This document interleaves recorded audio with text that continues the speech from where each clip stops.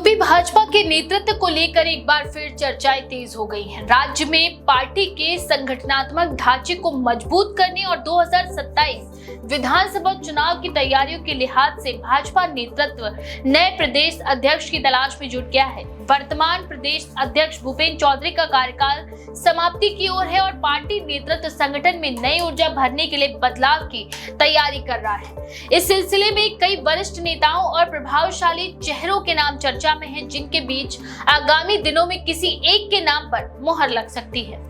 सूत्रों के मुताबिक भाजपा की केंद्रीय नेतृत्व की ओर से प्रदेश संगठन में बदलाव को लेकर मंथन चल रहा है। प्रदेश अध्यक्ष का पद केवल संगठनात्मक जिम्मेदारी नहीं, बल्कि आगामी चुनावी रणनीतियों के संचालन और सामाजिक समीकरणों के संतुलन का महत्वपूर्ण केंद्र बिंदु है। सूत्रों के मुताबिक भाजपा के केंद्रीय नेतृत्व की ओर से प्रदेश संगठन में बदलाव को लेकर मंथन चल रहा है। प्रदेश अध्यक्ष का पद केवल संगठनात्मक जिम्मेदारी नहीं, बल्कि आगामी चुनावी रणनीतियों के संचालन और सामाजिक समीकरणों के संतुलन का महत्वपूर्ण केंद्र बिंदु होता है। इस लिहाज से नए प्रदेश अध्यक्ष के चयन में जातीय संतुलन, क्षेत्रीय प्रतिनिधित्व, संगठनात्मक अनुभव और नेतृत्व क्षमता जैसे कई पहलुओं को ध्यान में रखा जा रहा है। यही वजह है कि जिन नामों की चर्चा हो रही है वो अलग अलग जाति और सामाजिक पृष्ठभूमि से आते हैं। पहला नाम जो प्रमुखता से सामने आ रहा है वह जल शक्ति मंत्री स्वतंत्र देव सिंह का है। स्वतंत्र देव सिंह पूर्व में भी प्रदेश अध्यक्ष रह चुके हैं और संगठन पर मजबूत पकड़ के लिए जाने जाते हैं। उन्होंने अपने कार्यकाल के दौरान संगठन को विस्तार देने और बूथ स्तर तक मजबूत करने के लिए कई पहले की थी। इसके अलावा वे ओबीसी समाज से भी आते हैं और बुंदेलखंड व पश्चिम यूपी के क्षेत्रों में उनकी अच्छी पकड़ मानी जाती है। स्वतंत्र देव सिंह को फिर से मौका देने पर विचार किया जा रहा है, क्योंकि पार्टी आगामी चुनावों में ओबीसी वोट बैंक को मजबूत करना चाहती है। दूसरा नाम केंद्रीय मंत्री कौशल किशोर का है। कौशल किशोर अनुसूचित जाति समुदाय से आते हैं और पार्टी में उनकी भूमिका लगातार बढ़ती जा रही है। वे लखनऊ से सांसद हैं और प्रदेश की राजधानी से जुड़े होने के कारण संगठन के साथ उनका समन्वय भी अच्छा है। भाजपा नेतृत्व दलित समुदाय के भीतर अपनी पैठ को और गहरा करना चाहता है और इस लिहाज से कौशल किशोर को मौका दिया जा सकता है। हालांकि उनकी संगठनात्मक पृष्ठभूमि सीमित रही है, लेकिन केंद्रीय नेतृत्व यदि नया चेहरा सामने लाना चाहे तो उनका नाम मजबूत दावेदार के रूप में देखा जा रहा है। तीसरा नाम विधान परिषद सदस्य लक्ष्मण आचार्य का है। वे ब्राह्मण समुदाय से आते हैं और पूर्व में पार्टी के प्रदेश महामंत्री जैसे संगठनात्मक पदों पर काम कर चुके हैं। लक्ष्मण आचार्य की संगठन में अच्छी पैठ है और वे लंबे समय से पार्टी के प्रति निष्ठावान रहे। यदि भाजपा नेतृत्व ब्राह्मण चेहरे के रूप में किसी वरिष्ठ और अनुभवी नेता को लाना चाहे तो लक्ष्मण आचार्य विकल्प हो सकते हैं। चौथा नाम गोरखपुर के सांसद रवि किशन का है। हालांकि उनका नाम चर्चाओं में अपेक्षाकृत नया है, लेकिन रवि किशन का जनाधार और लोकप्रियता उन्हें अन्य नेताओं से अलग बनाती है। वे पूर्वांचल क्षेत्र का प्रतिनिधित्व करते हैं, जहां भाजपा को अपनी स्थिति और मजबूत करनी है। हालांकि उनकी संगठनात्मक समझ और राजनीतिक परिपक्वता को लेकर सवाल उठते रहे हैं, फिर भी एक लोकप्रिय चेहरे के रूप में उन्हें आगे लाया जा सकता है यदि पार्टी युवा और जनता के बीच प्रसिद्ध चेहरे पर दांव खेलना चाहे तो। पांचवा नाम केशव प्रसाद मौर्य का है, जो वर्तमान में उप मुख्यमंत्री हैं। वे पिछड़े वर्ग के प्रमुख नेता हैं और पार्टी में उनकी पकड़ किसी से छुपी नहीं है। हालांकि केशव मौर्य पहले भी प्रदेश अध्यक्ष रह चुके हैं और अब सरकार में उनकी भूमिका है, लेकिन यदि संगठन में किसी ऐसे चेहरे को लाना हो जो प्रदेश सरकार और संगठन के बीच सेतु का काम कर सके, यानी पुल का काम कर सके, तो मौर्य पर पुनर्विचार हो सकता है। हालांकि इसे लेकर संगठन में दो मत है, क्योंकि केशव मौर्य को वर्तमान में उप मुख्यमंत्री के रूप में सरकार में ही बने रहने की सलाह दी जा रही है। छठा नाम भाजपा के पूर्व प्रदेश महामंत्री एवं सांसद धर्मेंद्र कश्यप का है। वे कश्यप समुदाय से आते हैं और पश्चिमी उत्तर प्रदेश में उनकी पकड़ अच्छी मानी जाती है। भाजपा नेतृत्व पश्चिमी यूपी में अपनी स्थिति मजबूत करने के प्रयास में है और इस लिहाज से किसी प्रभावशाली ओबीसी चेहरे को प्रदेश अध्यक्ष बनाकर संदेश देना चाहती है। धर्मेंद्र कश्यप का नाम इस संदर्भ में चर्चाओं में है। सातवां नाम मोतीलाल अग्रवाल का भी सामने आ रहा है। वे लंबे समय से संगठन में सक्रिय हैं और व्यापारी वर्ग के बीच उनकी मजबूत पकड़ है। अगर भाजपा व्यापारियों और शहरी मतदाताओं को साधने के लिहाज से प्रदेश अध्यक्ष बनाना चाहे तो मोतीलाल अग्रवाल पर भी विचार किया जा सकता है। हालांकि उनके नाम पर अभी संगठन के भीतर व्यापक सहमति नहीं बन पाई है। आठवां नाम कानपुर के सांसद सत्यदेव पचौरी का है। वे ब्राह्मण समुदाय से आते हैं और प्रदेश में उनकी राजनीतिक अनुभव लंबा रहा है। सत्यदेव पचौरी ने भी पूर्व में संगठनात्मक जिम्मेदारियां निभाई हैं। यदि भाजपा नेतृत्व अनुभव और संतुलन के आधार पर फैसला करे तो उनका नाम भी रेस में बना हुआ है।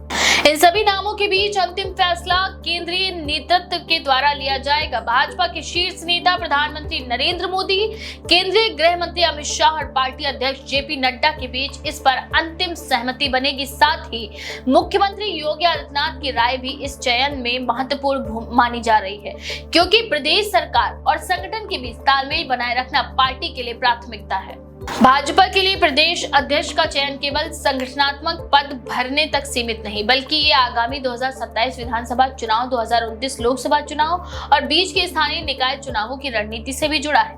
पार्टी नए अध्यक्ष के जरिए अपने कोर वोट बैंक को मजबूत करने, नए वोट बैंक को जोड़ने और विपक्षी दलों विशेषकर समाजवादी पार्टी से मुकाबले की रणनीति तैयार करेगी। यूपी में भाजपा लंबे समय से सामाजिक समीकरणों के संतुलन को बनाए रखते हुए प्रदेश अध्यक्ष चुने जाते रहे। कभी ब्राह्मण, कभी ठाकुर, कभी पिछड़ा वर्ग और कभी दलित समुदाय से अध्यक्ष बनाए गए ताकि पार्टी का सामाजिक दायरा बढ़ाया जा सके।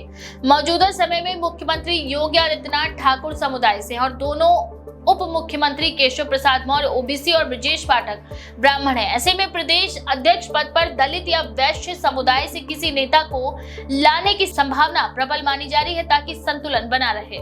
इसके अलावा भाजपा अपनी संगठनात्मक ढांचे को बूथ स्तर तक मजबूत करने के लिए नए अध्यक्ष से अपेक्षा कर रही है कि वह पार्टी की नीतियों और कार्यक्रमों को जनता तक पहुंचाने के साथ साथ विपक्ष के हमलों का भी सटीक जवाब दे सके। नए अध्यक्ष को युवा कार्यकर्ताओं को संगठन से जोड़ने, सोशल मीडिया के जरिए युवाओं तक पहुंच बढ़ाने और क्षेत्रीय स्तर पर कार्यक्रमों के माध्यम से पार्टी की उपस्थिति को और मजबूत करने की जिम्मेदारी दी जाएगी।